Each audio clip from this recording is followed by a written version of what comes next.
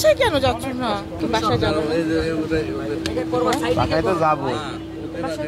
চলো, বুঝছে তো, বুঝছে না? যাও, এগুলো কেন? সমাধান হতে হবে এগুলো। থ্যাংক ইউ, থ্যাংক ইউ সবাইকে, থ্যাংক ইউ ভাই। বউয়ের সাথে কথা বলতেছি। এই যে এই যে এই যে দেলোয়ার সাহেব, আপনার তেল অনেক বাড়ছে, এনে ফোন দিলে ফোন ধরেন না, একটা ফোন ধরে না, কোনো তথ্য চাইলে তথ্য দেয় না।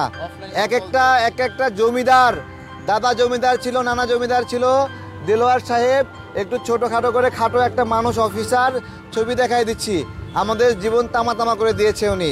কোনো ফোন ধরে না, কোনো তথ্য দেয় না, ঠিক আছে? যখন শুধু হেড দরকার হয় তখন শুধু সে ফোন দেয়। আচ্ছা থাক, আর দেখালাম না। এই তো আমাদের অনেক কষ্ট দিয়েছেন এই স্যার।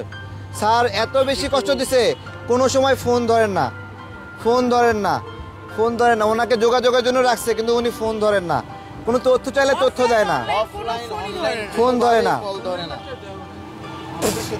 ফোন ধরে না, উনি কোনো ফোন ধরে না, ফোন ধরে না। নাম্বারটা শেয়ার করে দেন। আর আপনারা সাংবাদিকরা যারা আছেন, আপনারা একটু তাদের কাছে একটু ফোন দিন। তুমি কি এখন সাংবাদিকদের শাসন করবা? করাই তো উচিত। না না, এখানে আজ 82 ঘন্টা ধরে এখানে বসে আছে ভাই, আমারে কত সহ্য করতে বলেন? যাও, না তুমি বাসায় কেন যাচ্ছ না? যাও যাবো না, যাও। এটা হচ্ছে অফলাইনে। ভাইরা একটু বিদায়। আসসালামু আলাইকুম, লাল সালাম সবাইকে।